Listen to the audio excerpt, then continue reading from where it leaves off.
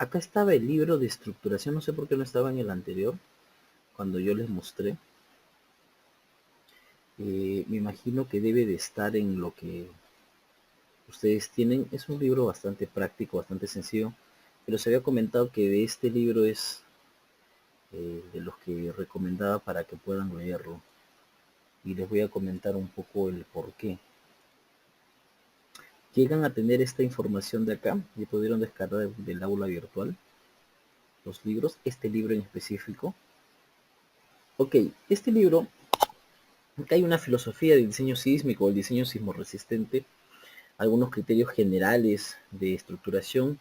Vamos a hablar de esto. Hay cosas que ha cambiado de la norma nueva que tenemos desde el 2016 a la del 2003.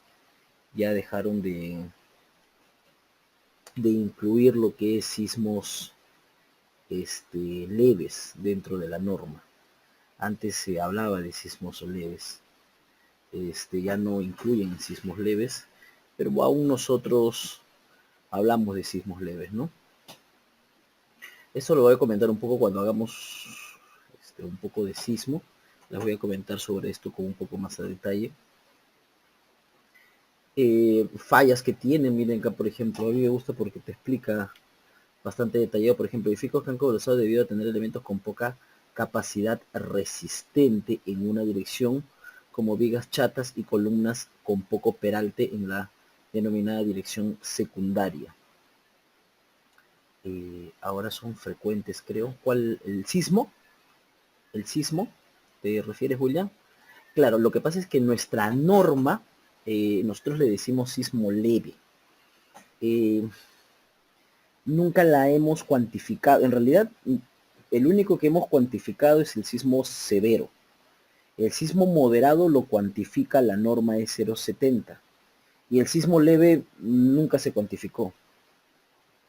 Pero sí, ¿cómo se llama? Su equivalente para la CAOC o para el ACE o para los niveles de desempeño, niveles de comportamiento de una estructura, vendrían a ser un sismo, perdón, para los niveles de sismo en el diseño por desempeño, vendría a ser un sismo frecuente, un sismo ocasional, un sismo raro, un sismo muy raro.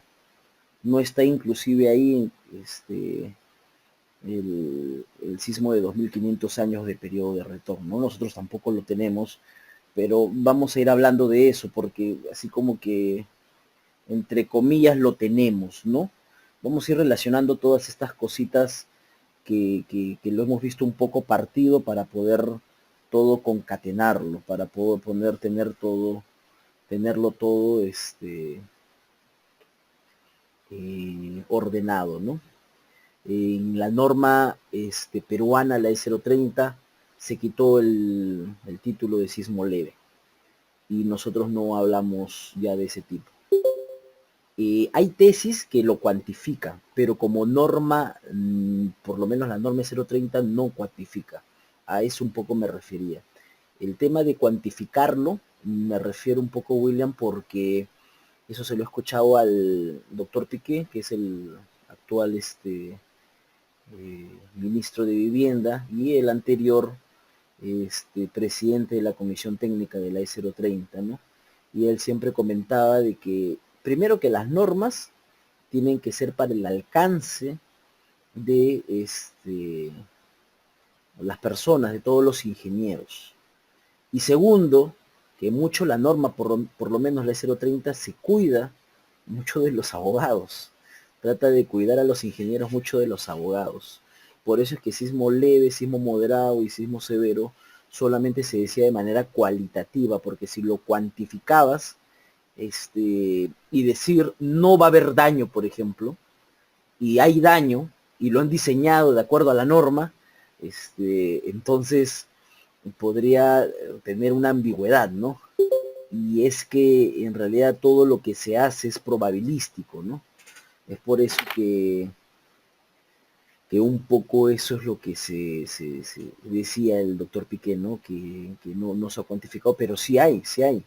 El sismo leve, sismo moderado y sismo severo lo cuantifican, por ejemplo, en un paper del SISMIT, cuantifica el sismo leve para PGAs menores de 50 gal, menores de 50 centímetros por segundo cuadrado, entre 50 y 200 gal, los 50 y 200 centímetros por segundo cuadrado el sismo moderado, y el sismo severo para mayores de 200 gal, para mayores de 200 centímetros por segundo cuadrado, por ejemplo.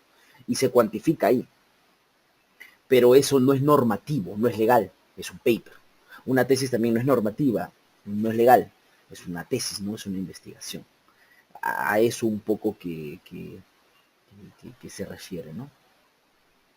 El ETAPS te da resultados de sismo severo y el diseño se hace con sismo moderado. Esas cositas son las que tenemos que ordenar un poco. La norma 030 te da un diseño, un único diseño, que es para sismo severo. Entonces, el ETAPS es una herramienta de cálculo. El ETAPS, tú le das datos y te va a botar datos. El ETAPS no sabe si está haciendo sismo severo, no sabe si está haciendo sismo moderado, sismo leve. El ETAPS solamente calcula.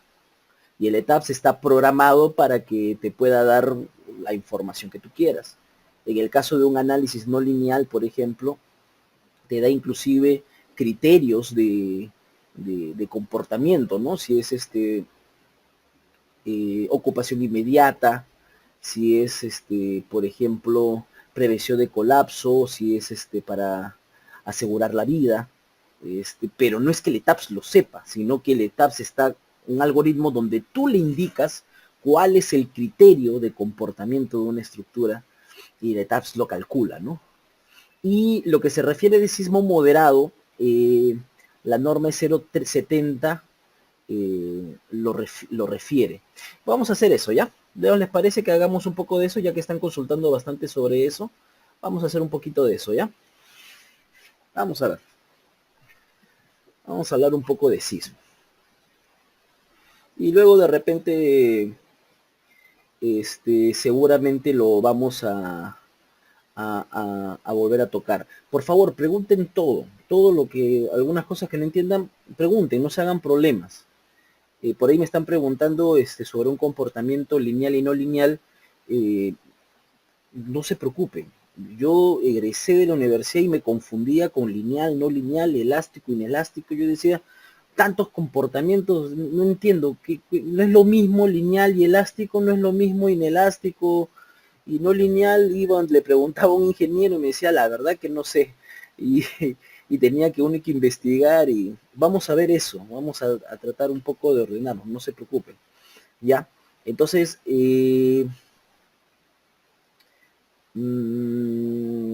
yo creo que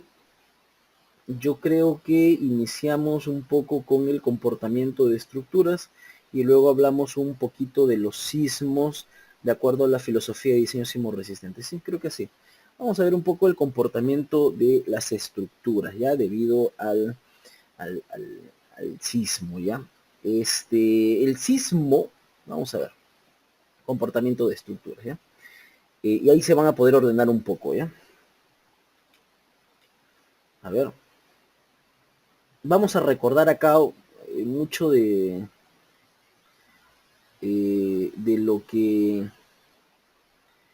lo que ustedes han llevado en la universidad. Yo siempre les digo a mis chicos, ustedes llevan desde el segundo, tercer ciclo, estructuras hasta el último ciclo, casi 4 años por lo menos de estructuras, y se terminan yendo a otra carrera.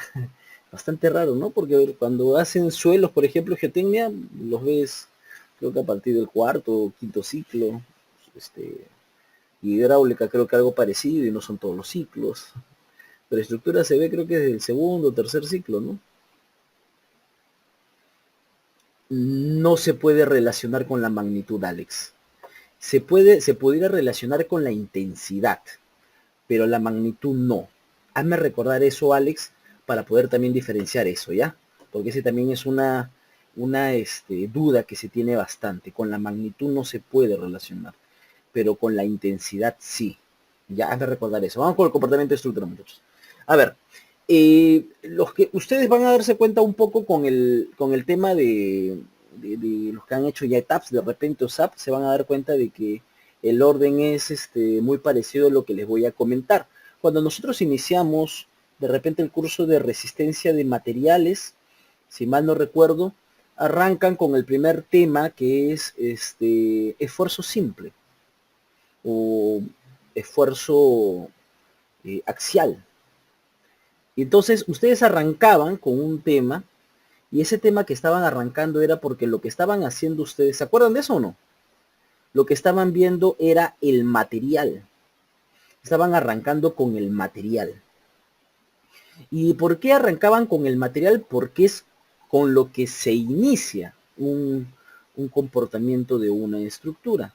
Entonces ustedes arrancaban, venía el profesor y agarraba y decía que teníamos unas curvitas más o menos de esta manera, esfuerzo, deformación unitaria, y había una curvita más o menos así, que seguramente ustedes lo conocen, pero veámoslo para que ordenémonos un poco con la información. Cuando teníamos la probetita, nosotros le aplicábamos una cierta carguita y nosotros lo que decíamos era que el esfuerzo era pues la carguita entre el área y la deformación unitaria era igual a la deformación longitudinal que ésta pudiera tener con respecto a su longitud, ¿no? Esta era la longitud y la deformación unitaria era lo que ésta se podría formar. Genial, esto ya lo conozco, sí. Pero se acuerdan de que esto era el primer tema que se hacía en resistencia a materiales, ¿no? Lo primero es ¿por qué se hace esto? ¿Por qué se coloca en esfuerzo? ¿Por qué se coloca en deformación unitaria? ¿Y por qué no de frente se coloca como carga y como deformación? ¿Por qué se hace, por qué se lo pone como esfuerzo y deformación unitaria? ¿Por qué se hace una curva de esfuerzo deformación unitaria? Esta es una curva. ¿Por qué, muchachos? ¿Muchachos? ¿Están ahí? Están celebrando todavía el triunfo de Perú. Sí, pero ¿por qué no se hace directo con el P y con la deformación? ¿Por qué esfuerzo y por qué deformación unitaria? Esto se hacía para poder generalizar. Esto es para poder generalizar. Para poder hablar de esto, del material.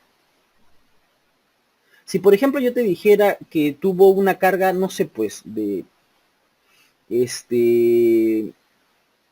500 kilogramos.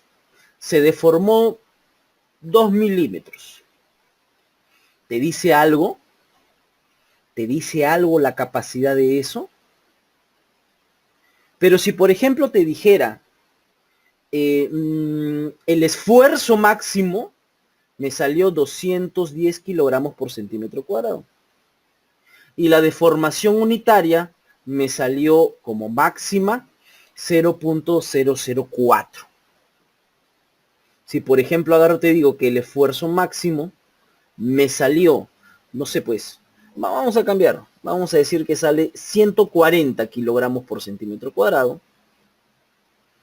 Y por ejemplo que la deformación unitaria máxima, la de colapso, me llegó a salir, no sé pues, 0.002. Si por ejemplo agarraba y yo te decía que la carga era, no sé pues, 2 toneladas y la deformación era pues, no sé, 2.5 milímetros. Si te decía primero este de acá, ¿me decías algo? ¿Me podías dar alguna respuesta? Pues como que sí, está bien, 2 toneladas, sé más o menos que es 2 toneladas, acá es milímetros. Y acá deformación 2.5 milímetros, pues sí, pero como que con un esfuerzo máximo 140 kilogramos por centímetro cuadrado y una deformación unitaria máxima de 0.002, sí, porque yo sé, ingeniero, de que esto de acá es menor de 210 kilogramos por centímetro cuadrado, ¿no es así? Y sé que este de acá es un concreto pobre.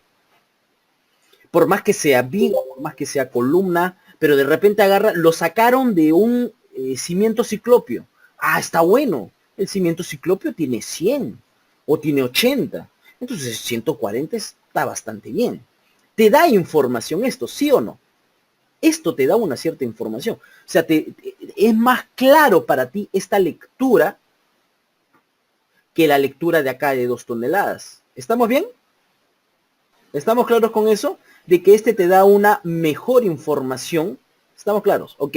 Y en la deformación unitaria algo parecido. ¿Cuánto es la deformación unitaria máxima del concreto, pero que tenemos como hipótesis? 0.003. Así es, muy bien, William. Y si yo digo 0.002, la máxima con la que llegó a colapsar, pues entonces estaría diciendo que está por debajo del nivel. Entonces también tengo información de esto. Esto es menos del 0.003 y también puedo interpretarlo. Pero digo 2.5 milímetros, pues como no, como que no me da mucha información. Vamos a ver, les voy a mostrar algo por ahí sobre esto. Por acá tengo unos resultados. Denme un minuto, por favor. Ustedes seguramente también lo tienen, ustedes también seguramente lo han realizado. Vamos a ver acá, denme un minuto para poder... no importa, cualquiera. Ya está de acá. Acá, por ejemplo. Deben haber visto esto ustedes. Uno que me alcanzaron. No estoy haciendo cherry a nadie, por si acaso. Me alcanzaron. Pero, por ejemplo, a esto me refería. A ustedes le dicen carga máxima. 4.5 toneladas, que es 45 kilonewton. Es raro que aparece 5 toneladas. Pero bueno. La resistencia obtenida, 125 kilogramos por centímetro cuadrado. Entonces, con la carga máxima, como que no me dice nada. Pero con el F'C obtenido, 125, pues sí. Sí ya podría decir que con el 210, es no conforme. A eso me refiero. ¿Estamos más o menos bien con eso? Entonces, esto lo generalizan para poder obtener del material. El material vendría a ser el concreto. ¿Sí? Entonces, en esto de ahí, pues como que yo ya puedo tener una información básica. Puede ser concreto para vigas, para columnas, para muros, para diferentes elementos, para diferentes materiales. El acero mismo también puedo tener, el aluminio, madera o cualquiera de estas. Con la pregunta por ahí del comportamiento lineal y no lineal era esto, que arrancaba el profesor con esta primera parte, que había un cierto punto donde esto se comportaba como si fuera una línea recta, donde era proporcional el esfuerzo y la deformación. A esta parte de acá, se le dice una zona lineal. Esa es una zona lineal. Y después de esto, después de eso, ya tendré una zona no lineal. Debido al comportamiento de la curva de esfuerzo-deformación. ¿Estamos bien? Entonces, ¿cuál es la zona lineal? Cuando tengo que el esfuerzo y la deformación unitaria, pues tienen una cierta pendiente, llamada E. Ahí salía el profesor y venía y nos enseñaba por primera vez la ley de Hooke. Y nos decía el esfuerzo, módulo de elasticidad, deformación unitaria. Cuando una estructura está en un comportamiento lineal, cuando cumple la ley de Hooke como material, o cuando su esfuerzo de formación unitaria como material es una línea recta, son proporcionales. Ahí estoy en un comportamiento lineal. Un comportamiento no lineal es cuando no sucede eso. ¿Estamos claros hasta ahí? Pero como material, para empezar como material. Entonces, esto es, ¿en algún momento he comentado algo de elasticidad e inelasticidad? No. Ahí no entra elasticidad e inelasticidad. Entonces, ¿dónde entraría la parte de elasticidad e inelasticidad? ¿Dónde entra elasticidad o inelasticidad? Ingeniero, yo me acuerdo de la universidad que siempre hablaban que, o bueno, pues, todo mundo sabe, no, ductilidad es otra cosa ya, Marcos, ahorita también lo vamos a definir. Elasticidad, siempre me decían que era cuando un cuerpo le aplicaba una fuerza, esta se deformaba, y cuando esta retornaba a su posición original, siempre nos acordábamos con esto de la posición original, ¿no? Porque esto lo veíamos desde física. En realidad era cuando no tenía una deformación remanente, o sea, no se mantenía deformado, ¿no? Entonces, cuando no había una deformación, cuando la deformación final era cero, entonces uno se refiere a elasticidad. Cuando le aplico una carga, descargo y la deformación es cero, elástico. No es cero, inelástico. ¿Eso dónde entra acá? Eso dónde entra acá. Ahí es lo que uno empieza a decir. Ya, no entra en ningún lado ahí. Lo que pasa es de que uno lo ajusta a esto de acá.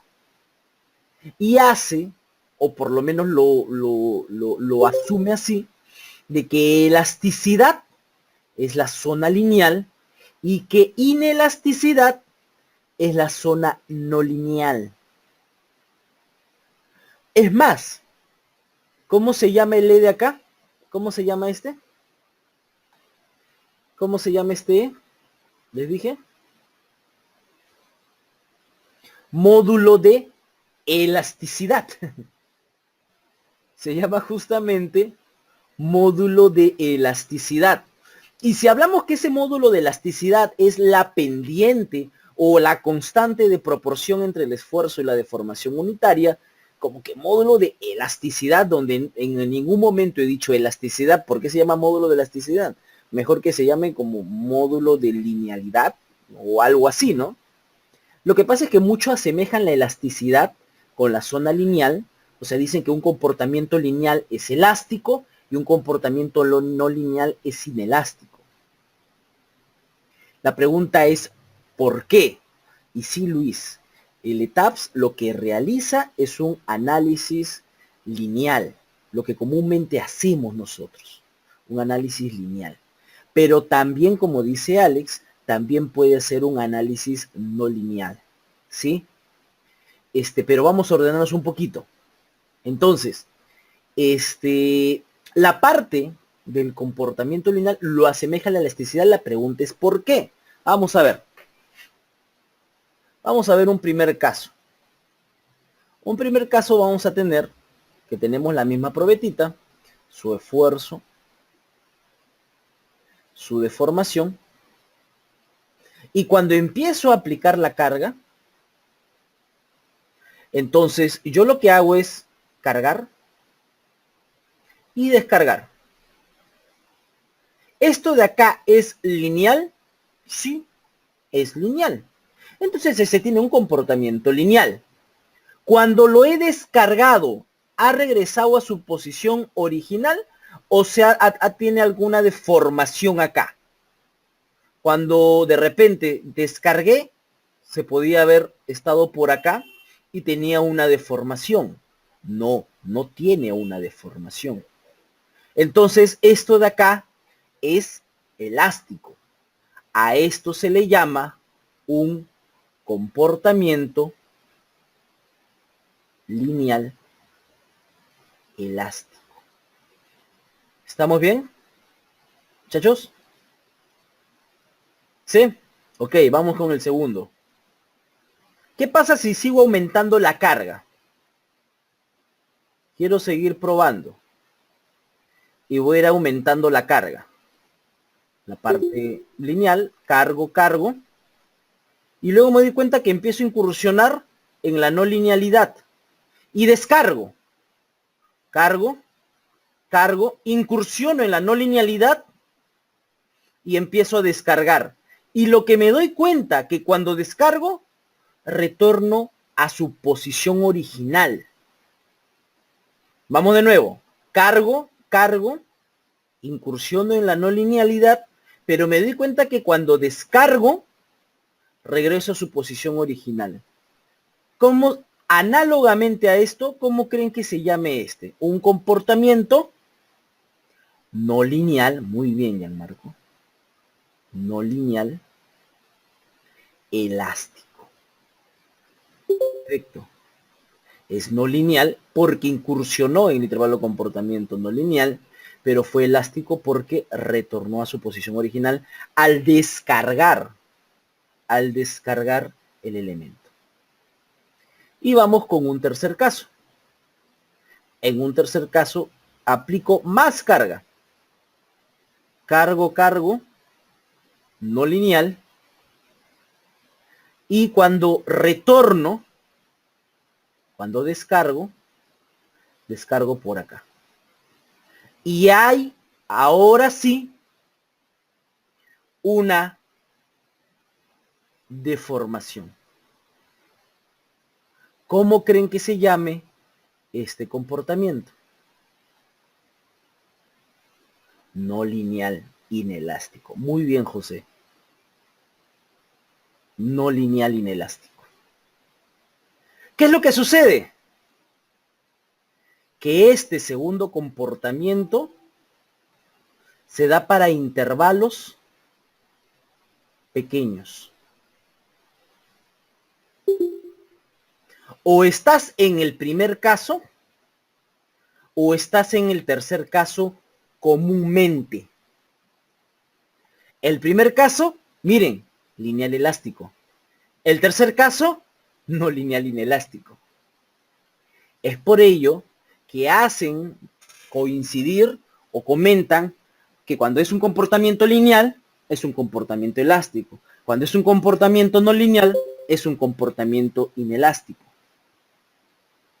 Pero ya sabemos que no es así. ¿Estamos bien? ¿Está claro o no, muchachos? ¿Muchachos? ¿Están ahí? Ahora sí, ¿no? ¿Sabían eso? ¿Ya lo tenían claro eso de ahí? Esa es otra pregunta. ¿Ya tenían claro eso de ahí? Claro. El 2 o 3. Algo, ¿no? Más o menos como que teníamos todas las ideas, pero ordenarlo era un poco el tema, ¿no es así? Ordenarlo siempre comúnmente es el tema, que era justamente lo que les comentaba desde la clase anterior. Tenemos que ordenar un poco la idea y tenemos que ordenar. Sí, así es, William, los tres son válidos. Los tres son válidos. Lo que pasa es que como les comentaba, esto se da en intervalos pequeños.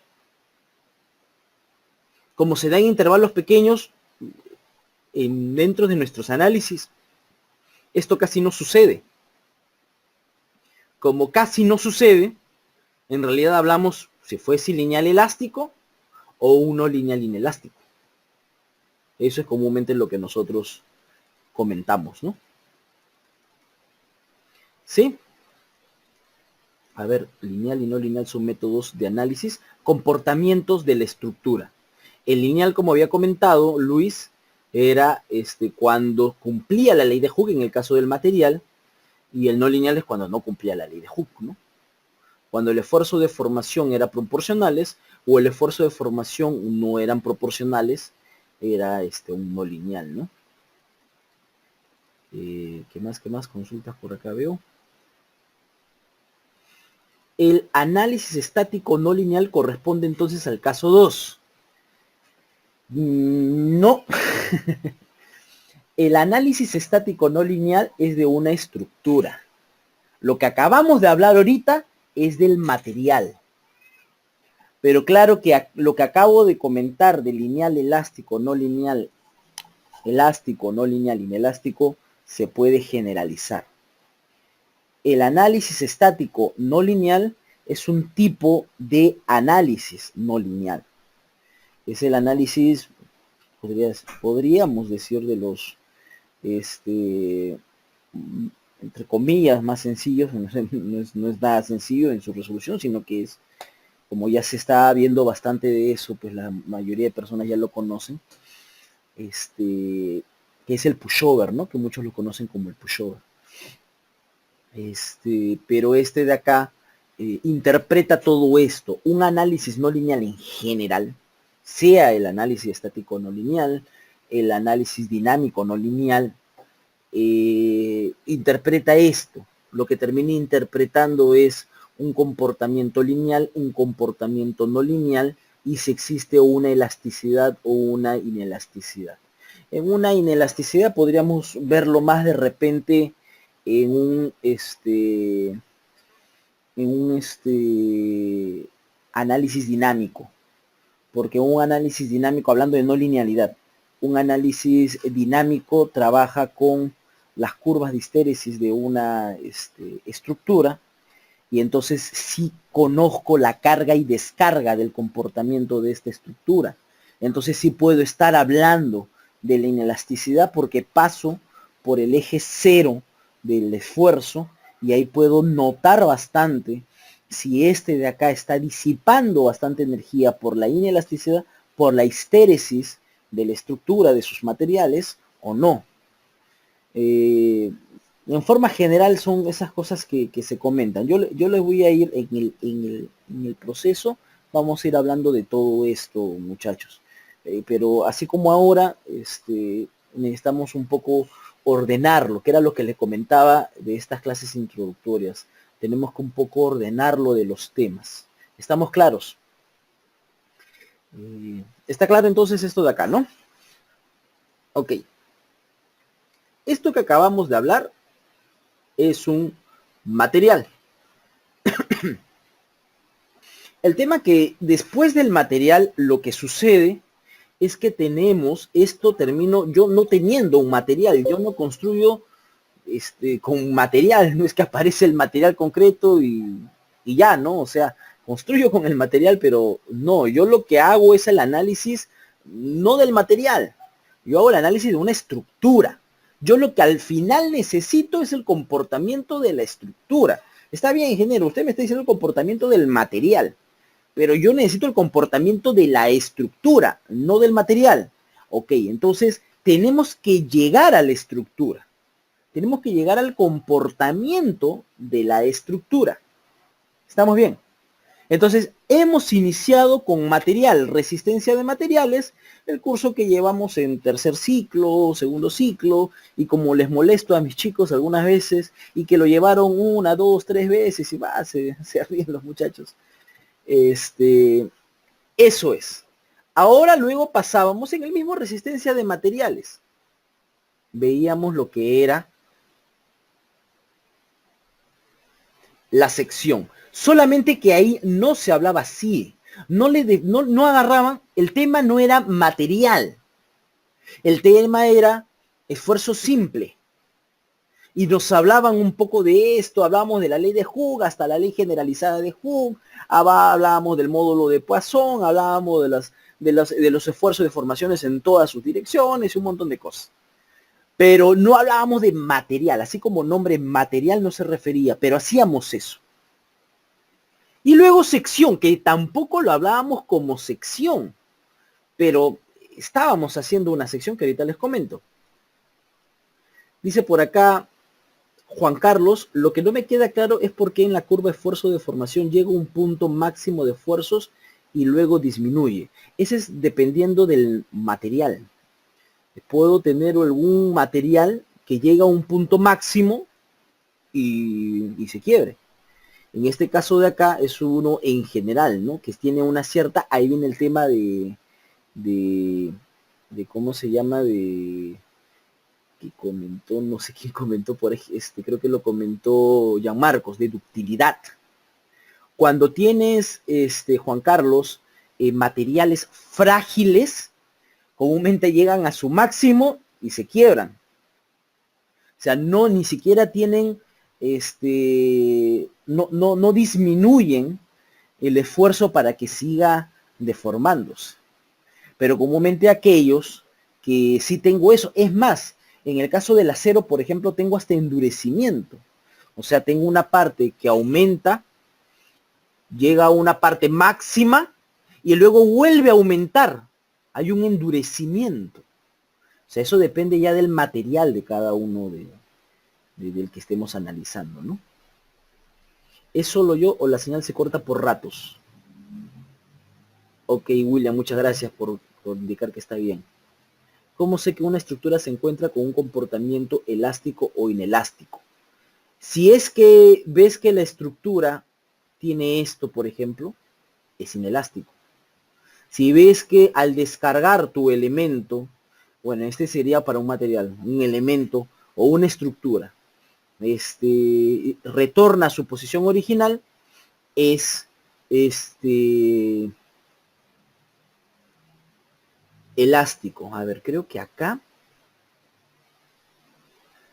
¿cómo lo haría? ¿Cómo lo haríamos? A ver, ¿cómo lo podríamos hacer? Sí, creo que lo podríamos ver de repente con una curva, con una curvita. Ya vamos a hacer esto después entonces. ¿Qué pasa? Vamos a continuar, como que continuando esto de acá, ¿ya? En otras palabras, si no cumplen las derivas es inelástico. No, Luis. Estamos hablando un poco ahorita de teoría. No. El tema de las derivas, si cumple, no cumple, estas cosas es un tema normativo. Lo vamos a interpretar también, pero necesitamos ponernos bien la cimentación, ponernos bien la base, para poder interpretar a qué se refiere eso. No es tan gratis, por no decir fácil, no es tan gratis agarrar y decir, ya, si cumple esto es, si no cumple no es. No es tanto así. Para un evento sísmico, un sismo severo, las estructuras incursionan en el intervalo de comportamiento inelástico porque es la filosofía de diseño sismorresistente. En la tercera parte de la filosofía de diseño sismorresistente indica que se deben de minimizar los daños, que no indica que no hayan daños, indica que va a haber daños. Y un daño es inelasticidad. Entonces, por sismo, la filosofía de diseño sismorresistente, o sea, nuestra propia norma nos dice que nuestras estructuras van a fallar por sismo, pero que no van a colapsar, porque después aparecen los principios de diseño sismorresistente. Pero todo esto es la base, que es a lo que quiero llegar. Y luego interpretar el tema de derivas, de distorsiones, desplazamientos, fuerzas, ductilidad, análisis estático no lineal, no lineal. Lo que pasa es que todo eso se desprende a partir de la base. No sé si me están entendiendo un poco, ¿sí? Y quiero que me apoyen un poco en eso. Quiero que me apoyen un poco en eso.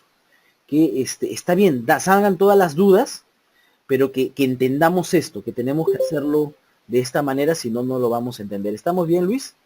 William dice, y el flujo plástico o el caso del CRIP se está refiriendo a ¿cómo se llama? La deformación que tiene algunos materiales en el pasar del tiempo. También se los voy a mencionar. ¿Sí? Vamos a ver, entonces, yo me refería a esto de acá.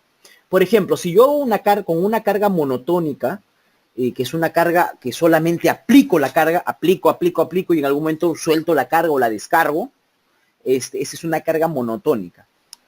Pero una carga cíclica vendría a decir que cargo el elemento, el material, la estructura, y luego descargo, pero luego lo vuelvo a cargar en sentido contrario. Hasta un momento que vuelvo a descargar, cargo, descargo, cargo, descargo, cargo y descargo. Ahí se convierte en una carga cíclica. Ese ya no es una carga monotónica. Una carga monotónica, cargo, descargo y ahí quedó, que es un poquito lo que hemos estado viendo. ¿Estamos bien, muchachos, con esto de carga monotónica y carga cíclica? ¿Sí? Ok. Entonces, ¿qué pasa? Vamos a colocarlo acá. Esto sería como que un comportamiento para una carga monotónica. Ahí quedó. ¿Vieron que cargué? Acá me faltó colocar las flechitas. Cargué y descargué. ¿Estamos bien? Cargué y descargué. Exacto, Alex. Cargué y descargué. Ahí quedé. Y como dice Alex, cuando tengo una carga cíclica, es que sucede esto. Disculpen que no se agarre.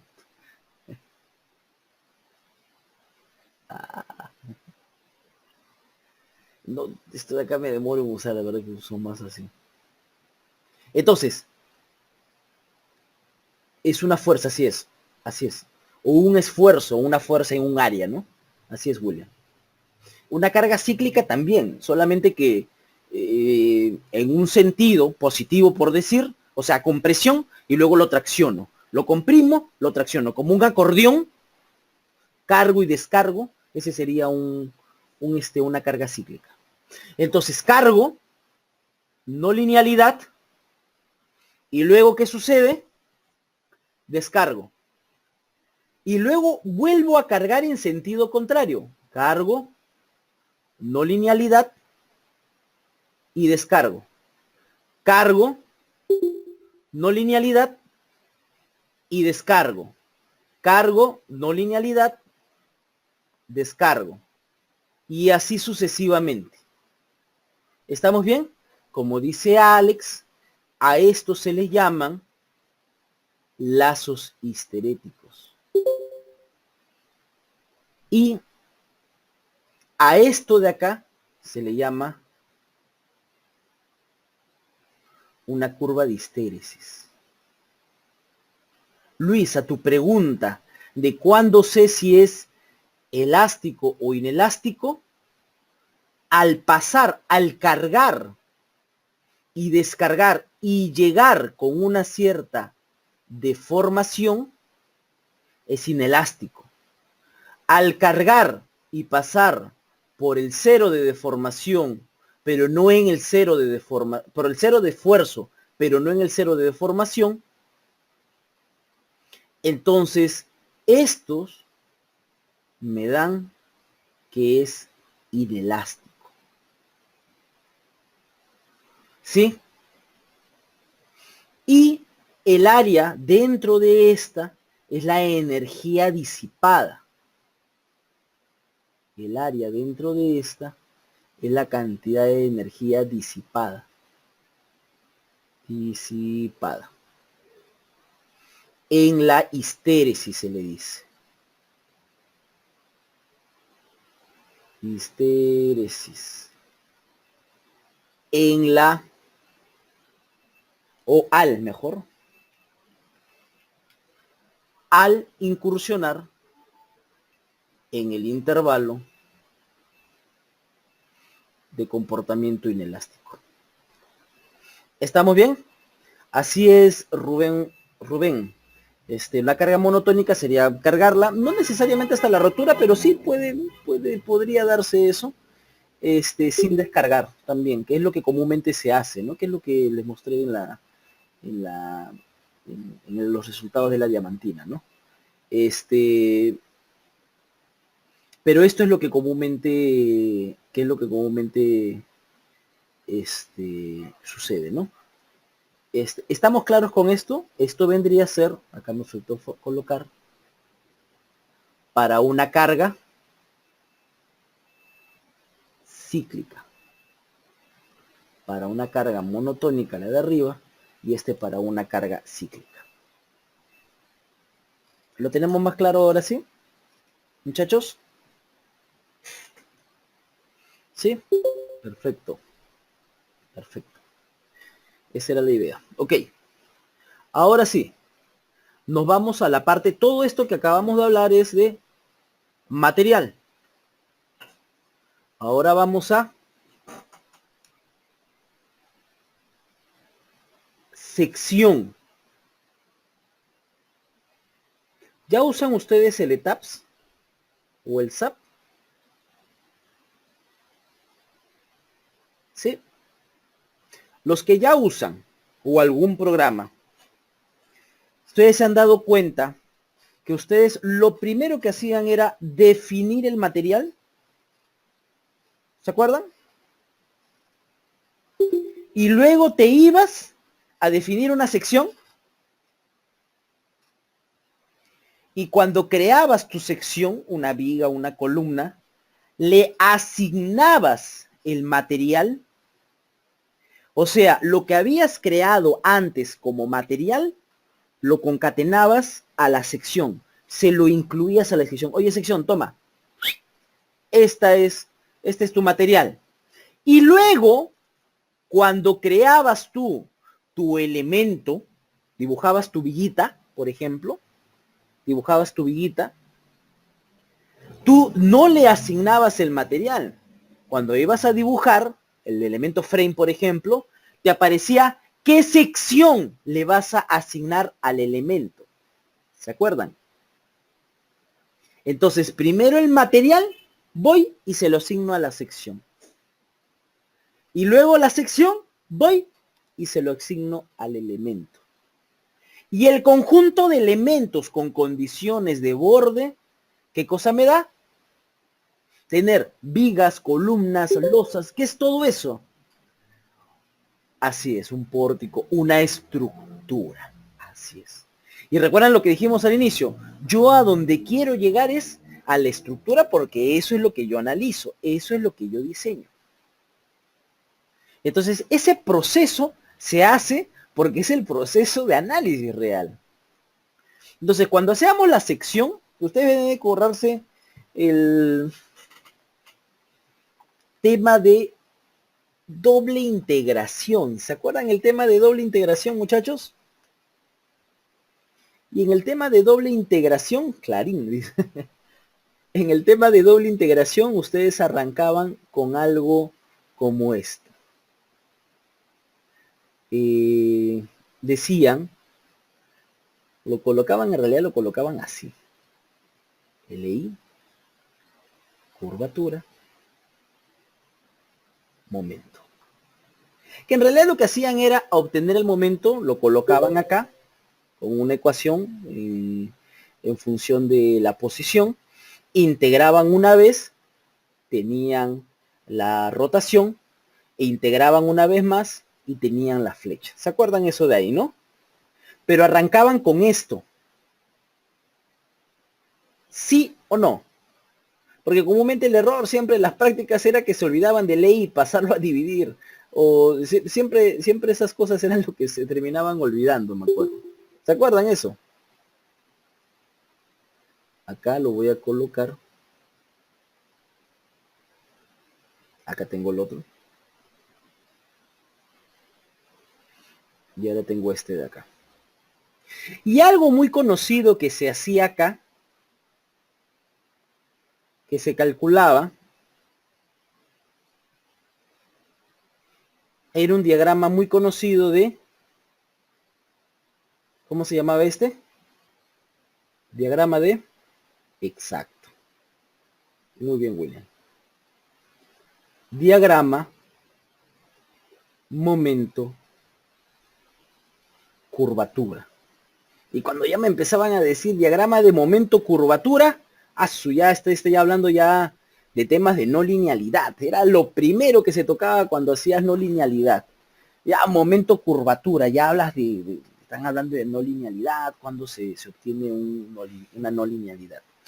Habían diagramas de momento curvatura bastante sencillos que se podían obtener con una bilineal, donde obtenías a partir de una fluencia muchas veces, o una trilineal. Por ejemplo, a mis chicos de sismo yo les enseño con una trilineal a partir del agrietamiento del concreto, la fluencia del acero y la capacidad última con una trilineal, ¿no? Ya es el modelo y cómo obtenerlo es de cada uno. Pero tenía esto de acá, donde acá también me aparecía una solda lineal y una zona no lineal. Creo que acá, más arriba, le puse rayitas. Creo que sí le coloqué rayitas. Acá.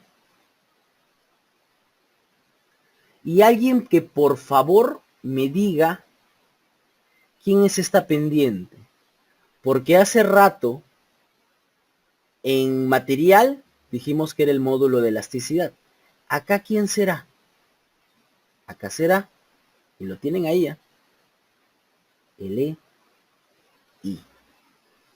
Acá está. La pendiente justamente que me relaciona la parte lineal del momento y la curvatura. Es este de acá. ¿Estamos bien? Están que me escriben y no leo más abajo. No, todavía no me escriben. Pero estamos claros con eso, muchachos. Entonces, ¿qué es lo que hacíamos en un doble integración? Ingeniero, trabajábamos en la zona lineal. Así es, trabajaban en una zona lineal. No se trabajaba en una zona no lineal. Cuando empiezas a tener todo el diagrama de momento curvatura, tú pudieras a partir de eso tener una estructura y en una estructura pues aplicarla. En una estructura pues aplicarla. ¿Estamos claros más o menos con eso, muchachos? ¿Sí? Perfecto. Entonces, cuando esto yo tenía en una sección, era algo muy parecido, pero yo ya empezaba a llamarle a esto, ¿qué cosa? Rigidez. Es más, recordando, vamos a hacer una pausa. ¿Se acuerdan que después por fin aprobaron resistencia de materiales y ¡bah! No, mentira.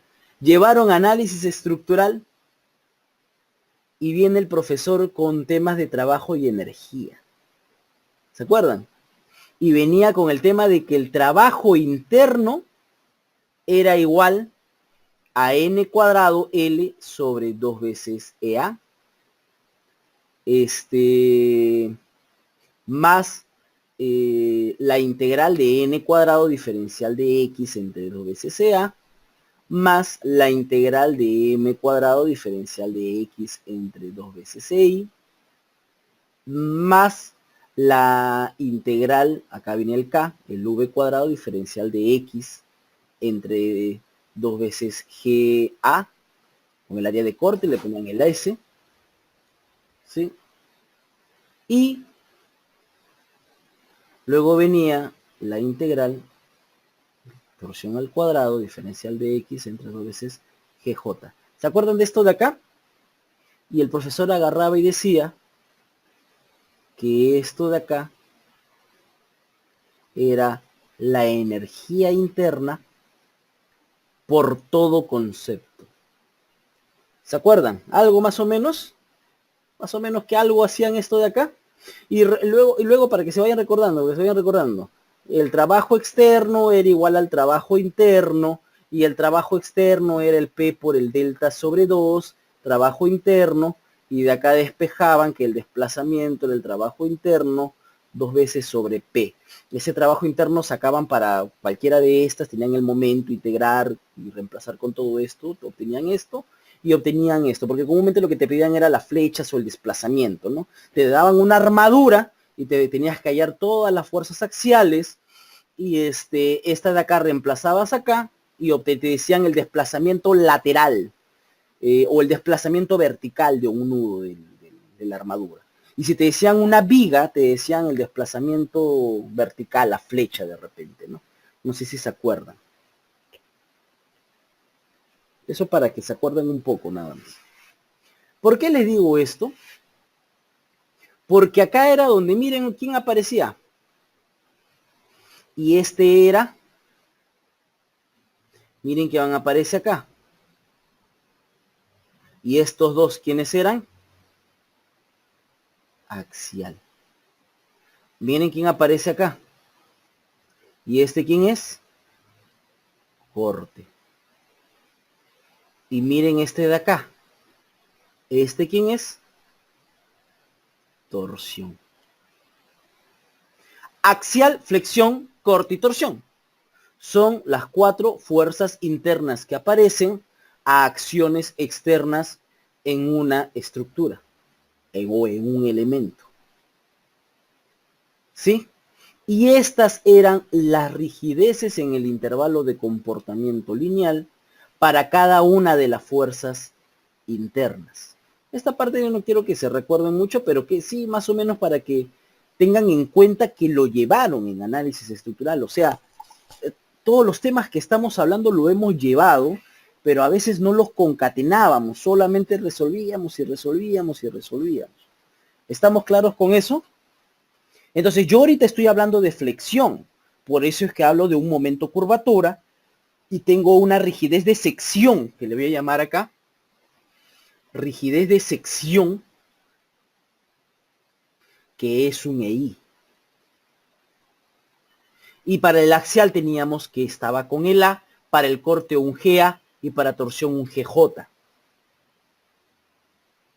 Sí, Gianmarco. Los análisis, y a eso quería llegar justamente Gianmarco. Los análisis que nosotros hacemos desde estática, resistencia de materiales, análisis 1 y análisis 2 en general, son lineales. Un rango elástico lineal o un intervalo de comportamiento elástico lineal. Así es, Luis. ¿Estamos claros? Y miren que he acotado que es en general. ¿Por qué he acotado que es en general?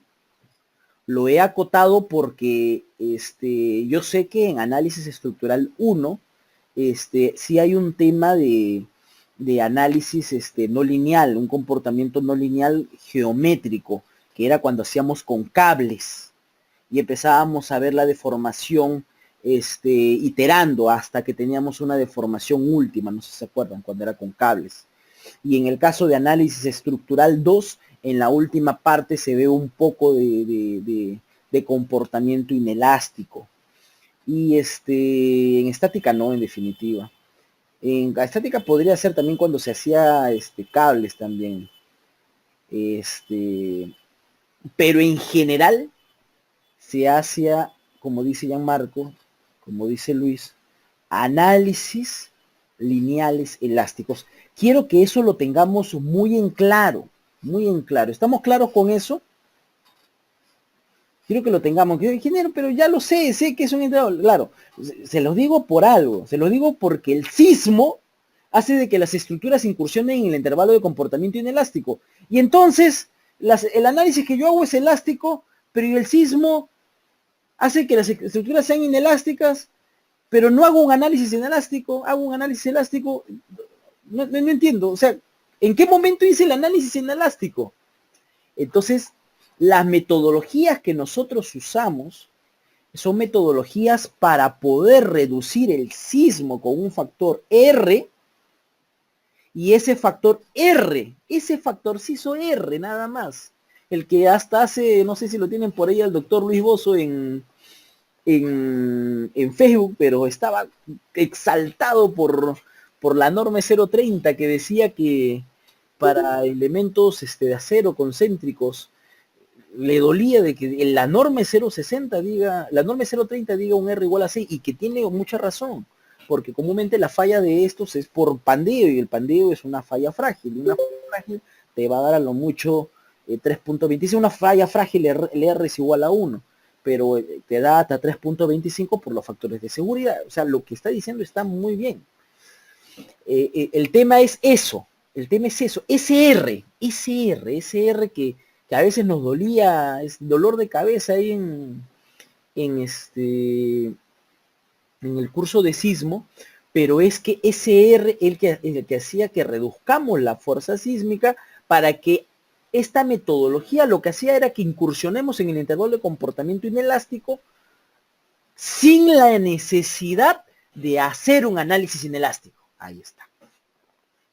Haciendo un análisis lineal elástico, reduzco la fuerza sísmica para que sin la necesidad de hacer un análisis inelástico tenga respuestas inelásticas, entre comillas, porque en realidad no se tienen respuestas inelásticas, solamente es una metodología. Eso del control de las derivas no es que la estructura tenga esa deriva, no es que la estructura tenga esa distorsión, es una metodología, es un control, es una forma de controlar que la estructura se comporte en intervalo de comportamiento inelástico, pero que no colapse. ¿Estamos claros? De todas maneras, esto lo voy a volver a tocar, porque vamos a ver sismo nosotros dentro del curso. Lo voy a volver a tocar, pero vamos por lo menos conociendo a dónde vamos. Quiero que tengamos muy en cuenta todo esto. ¿Sí? ¿Estamos bien, muchachos? ¿Están ahí? Ok. Muy bien, ya Marco. Estamos acá. Se me fue mi mouse. Ya.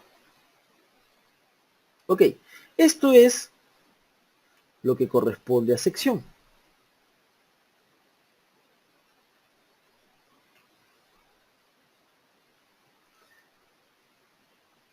Eso es lo que corresponde a sección.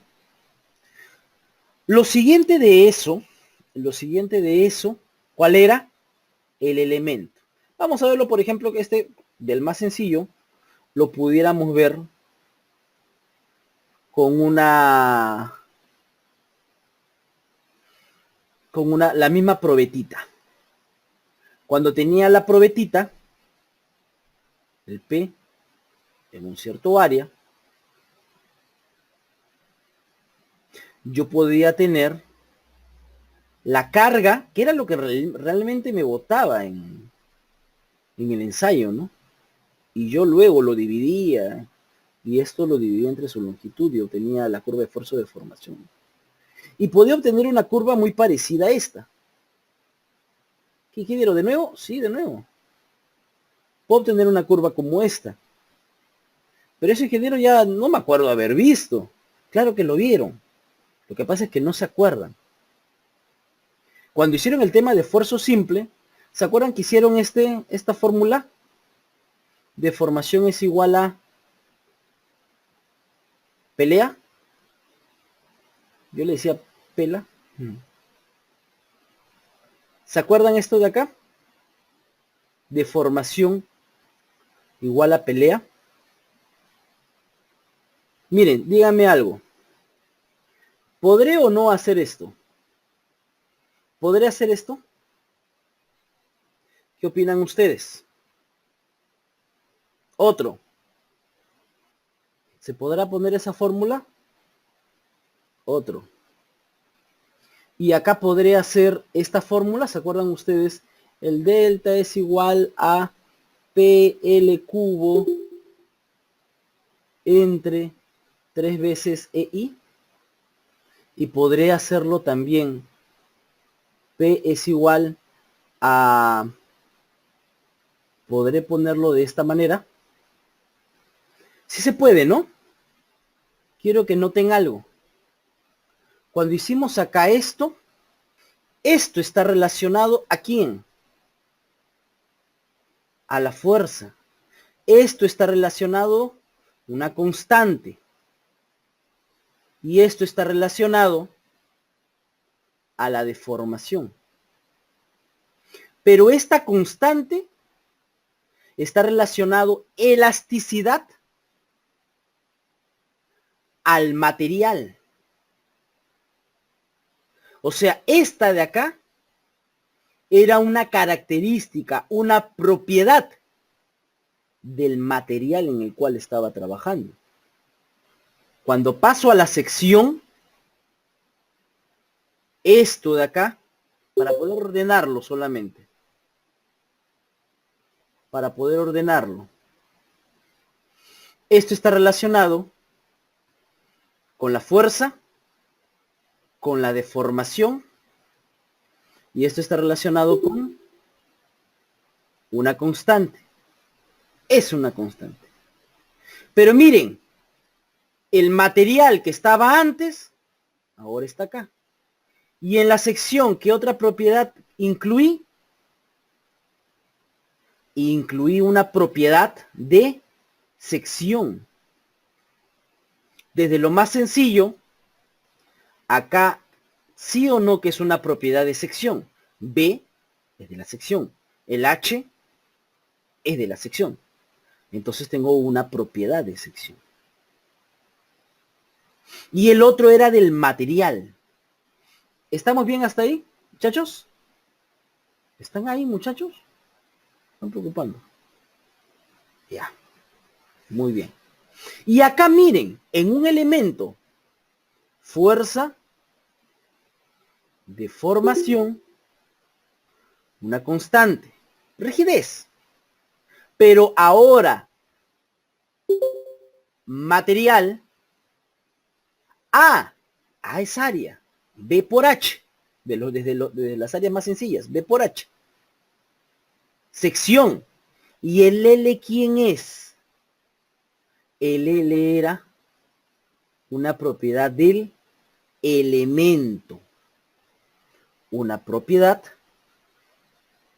del elemento. Longitud. La misma idea acá. Fuerza, una constante y una deformación. Solamente que como este ya tiene ciertas condiciones de borde, esto es obtenido a partir de una flexión,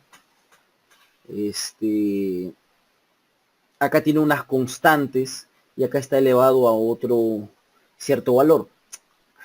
Pero no importa eso. Lo que importa es material, sección, longitud, que vendría a ser lo que corresponde al elemento. Y gente, entonces siempre estoy con fuerza, constante, deformación. Fuerza, constante, deformación. Así es. ¿Estamos claros con eso entonces? Y luego de lo que es elemento, el conjunto de elementos, lo que terminaba obteniendo era una estructura. El conjunto de elementos con condiciones de borde.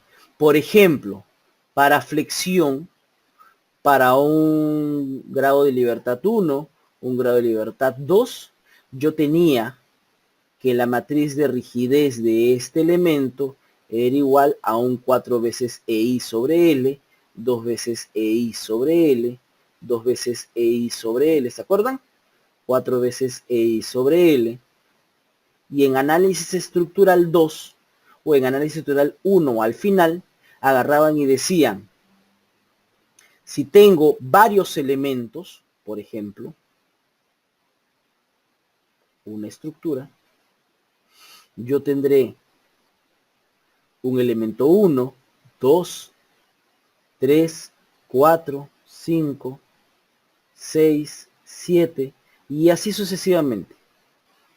Todos los elementos que pudiera tener. ¿Qué es lo que hacía el análisis matricial? Rigidez del elemento 1, rigidez del elemento 2, rigidez del elemento 3, hasta rigidez del elemento enésimo. Todo lo que hacía era ensamblar. ¿Se acuerdan, muchachos? Y obteníamos una matriz de rigidez del sistema. Y de acá, ¿qué es lo que hacían? De la matriz de rigidez del sistema, ¿qué es lo que hacían? Fuerzas aplicadas en el sistema. Muy bien ya, Marcos. Del sistema U del sistema. Dígame si no es lo mismo que hemos estado viendo hasta el momento. Fuerza, una constante, solamente que este es matricial, ¿no? Y una deformación. Obviamente esto es matricial, o sea, estamos haciendo una analogía. Pero volvemos a tener cosas muy parecidas, solamente que acá ya en una estructura lo que hice fue ensamblar. Tengo ahí ya el material, tengo la sección, tengo el elemento, pero ahora estos los empiezo a concatenar, a ensamblar, a juntarlos con las condiciones de borde que cada una de estas tenga. Si tiene grado de libertad, no tiene grado de libertad, los códigos de ensamble y todas estas cosas, agarro y teniendo una matriz de rigidez del sistema, de la estructura. Y esto era lo que nosotros realizábamos en una estructura. ¿Estamos claros con eso? Entonces, lo que comúnmente nosotros terminamos haciendo es esto. Material, sección, elemento, y al final llegamos a una estructura. Pero lo hacíamos ¿en dónde? Ese era el problema. lo hacíamos acá lo mismo. Lineal, no lineal. Y esto de acá, EA sobre L. Y esto de acá es lo mismo. Lineal. Solamente que no lo pudiera poner así como hemos hecho el otro, porque es una matriz, ¿no? Pero pudiera asemejar, a ver si queremos asemejarlo, cuando se hace el pushover y se tiene la curva de capacidad. Fuerza, un punto de control, una deformación, y se obtenía una curva capacidad. Esto se hacía en el pushover. Y obtenías cosas muy parecidas. ¿Sí? Entonces, ese es el proceso de análisis estructural. Son temas que hemos visto, que de repente nos ha faltado un poco ordenarnos, pero son cosas que se terminan haciendo, ¿no? Se terminan haciendo.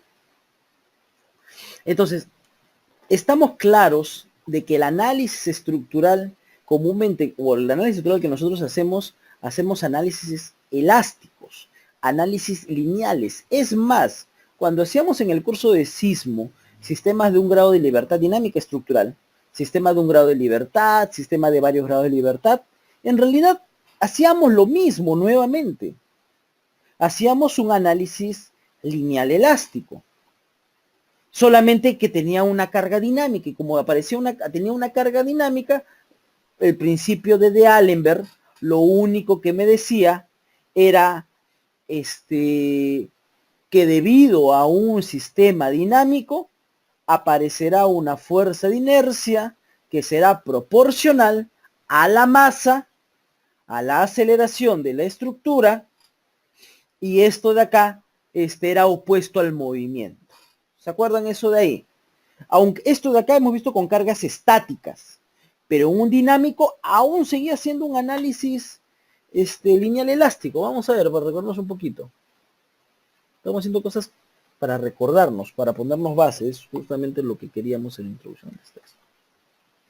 Cuando hacíamos dinámica estructural, cambiaba de comportamiento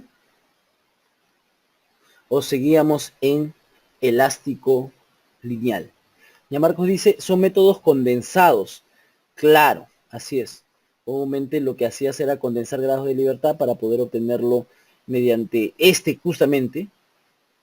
Este es a partir de una condensación de grados de libertad.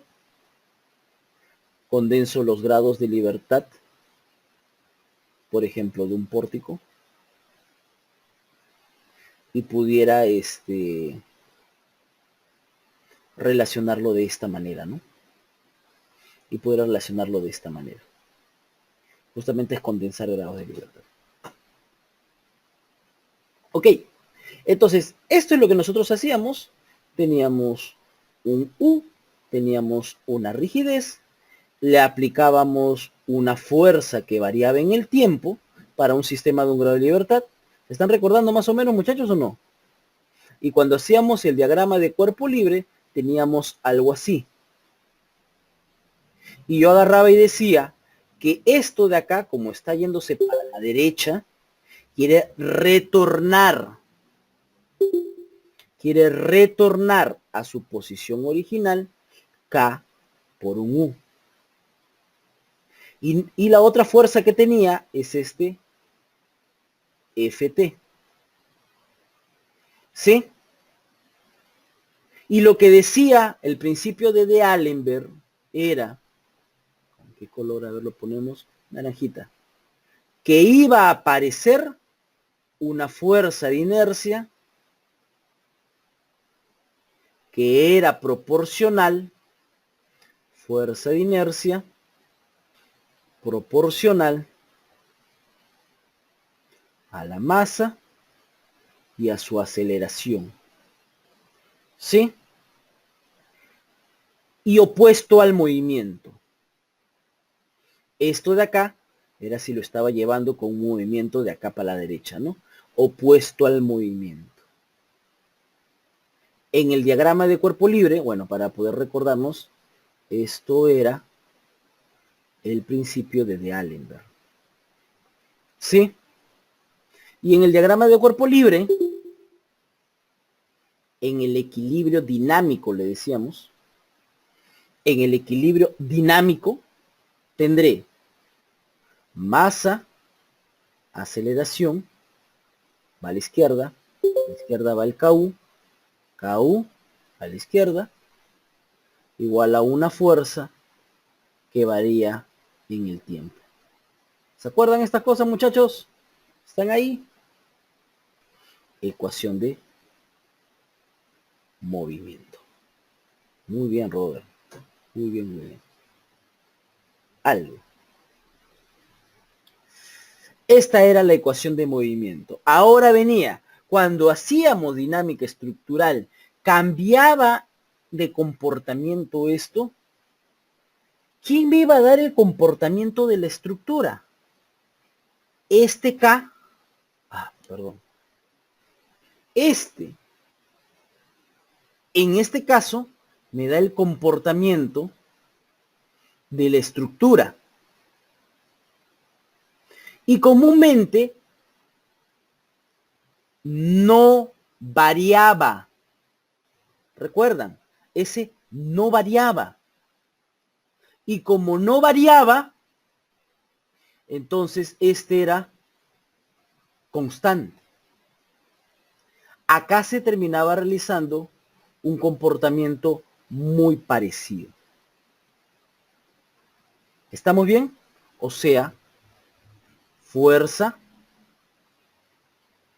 deformación, curva, y tenía acá el K. Era constante.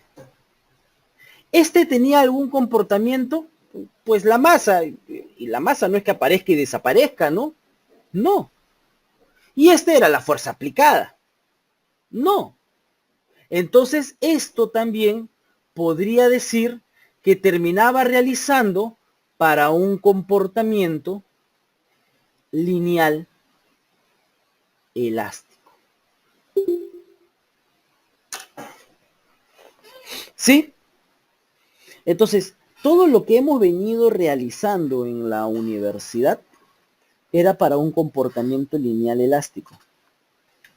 El tema es que nuestros diseños deberían estar entonces basados en esto, ingeniero. El tema es este, que la ingeniería sismo resistente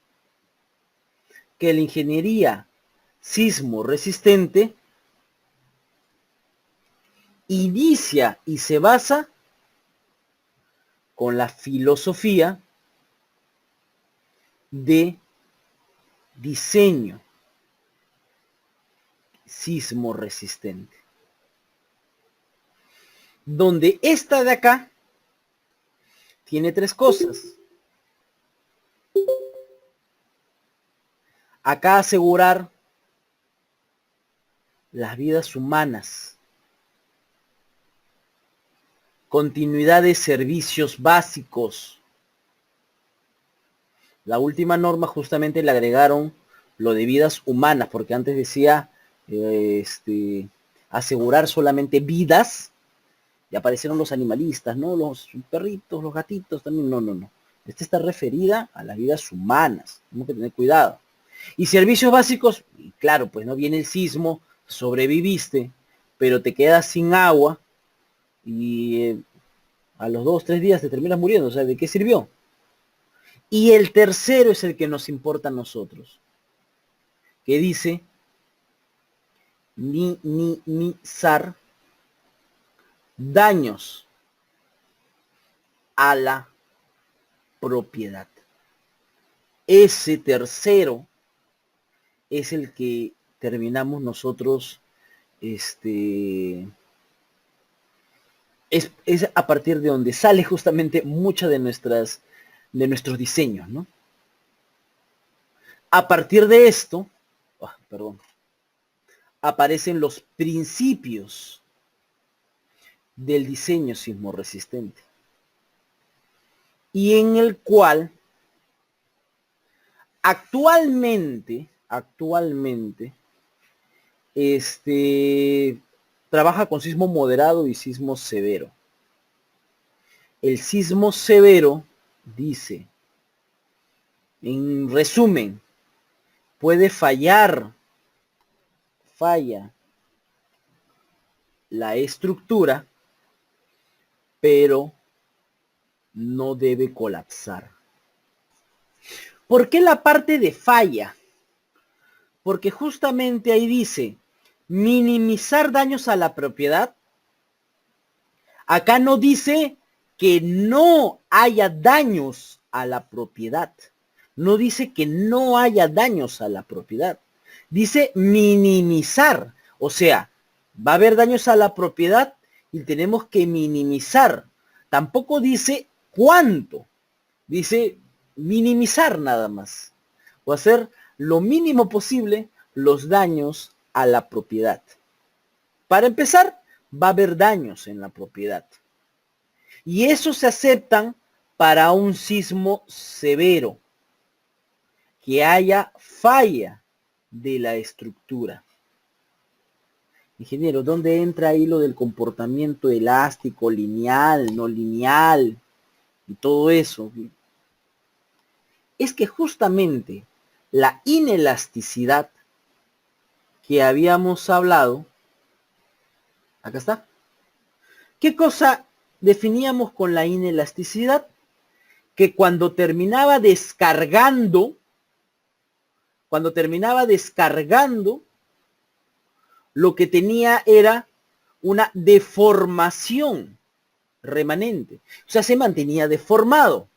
Ahora, imaginémonos, muchachos, estamos en nuestra edificación, miren ahorita donde están ustedes mismos, miren su edificación, y en estos momentos, ojalá que no sea boca salada, pero en estos momentos ocurre un sismo severo. Entonces, en este sismo severo empieza la estructura a moverse, tú te vas a levantar y así, imaginándote, tú vas a empezar a ver que el muro empieza a ver una fisura, que a propósito es una fisura diagonal, no se vayan a olvidar. Una fisura diagonal. El encuentro entre columna y viga empieza a fisurarse, a agrietarse, empieza a formar las rótulas plásticas. Y así empiezas a encontrarte. Pregunta, muchachos, para el sismo en ese momento, ¿tu estructura, todo lo que vistes fisurado, retorna a su posición original? Esa deformación, porque ha tenido una deformación, se terminó abriendo una fisura, una grieta, se volvió a pegar, a unir, todo quedó igualito. Así es Jean Marcos, así es William. No, no sucede eso. Entonces, como no sucede eso, ¿qué significa? Que es inelástico. La falla es incursionar en un intervalo de comportamiento inelástico. Físicamente, visualmente, la falla es incursionar en un intervalo de comportamiento inelástico. ¿Estamos bien con eso, muchachos? Entonces, cuando hablamos de la falla de la estructura, lo que estamos diciendo es que incursionemos en el intervalo de comportamiento inelástico. ¿Sí? Es por eso que decimos, y este sismo severo, este es nuestro sismo de diseño. Es para el sismo que nos da la norma. Entonces nosotros diseñamos control de derivas, las recomendaciones que nos da la norma, nos da para que haya falla en la estructura, para que incursione en el intervalo de comportamiento inelástico. ¿Estamos bien? Entonces, nuestros análisis deberían ser análisis inelásticos. Pero ingeniero, eso no hacemos. No hacemos. Lo que hacemos es un análisis elástico. Pues y entonces, si no hacemos un análisis inelástico, ¿cómo estamos diseñando sísmicamente las estructuras? Porque la norma te da ciertas metodologías. Una metodología, justamente este es el análisis estático de fuerzas equivalentes, el análisis dinámico modal espectral. Estas dos metodologías que te dan son dos metodologías en la cual incorporan en la supuesta demanda o fuerza sísmica, supuesta porque exactamente no es esta, ¿no? Pero con esta de acá incluyen un factor R. Este factor R lo que termina diciendo es que te va a reducir el sismo. O sea, lo que va a decir es, oye, ¿sabes qué? Norma, ¿sabes qué? Quiero diseñar mi estructura. Ok, diséñala. Ya, pero necesito que me des la información, necesito que me des los datos. Voy a diseñarla, vamos a diseñarla bacán. Ok. Entonces la norma agarra y te dice, toma la fuerza. Vas a diseñarla con una fuerza, pues, de 100 toneladas. Ya, bacán. Agarro, pongo mis fuercitas de 100 toneladas, hago mi cross matricial, viga conjugada, lo que yo quiera. Obtengo fuerzas, axial, obtengo momentos, obtengo cortante con la fuerza que me dio la norma. Bien bacán. Pa diseño. Y agarro y diseño mi estructura, le pongo fierro, entro en concreto armado, le pongo fierro longitudinal por flexión, por corte pongo estribos y un montón de cosas así. Y ya tengo mi estructura, planitos, y se lo entrego al maestro de obra, al ingeniero constructor, lo construyen. Y tú estás tranquilo porque has seguido la norma. La normita me dio una fuerza de 100 toneladas. Por ejemplo, ¿no? Viene el sismo. Y viene un sismo severo. Y la estructura se daña. Y tú dices, oye, aguanta. ¿Por qué se daña? Oye, Norma, ¿por qué se está dañando? Si he seguido todos los lineamientos que tú me has dicho, sísmicamente hablando. Pero está bien. La norma dice, está bien, no está mal. Ha tenido que fallar. ¿Cómo que va a tener que fallar? Lo primero que van a hacer es venirse contra mí. Yo la he diseñado y ningún cliente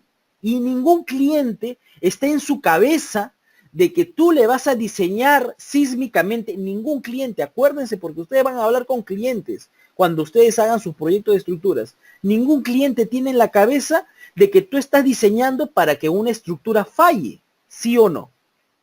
Ningún cliente. Entonces agarra y tú le dices, oye, no te pases. Y entonces la norma dice, no, pero lo que te he dado y lo que ha ocurrido está bien.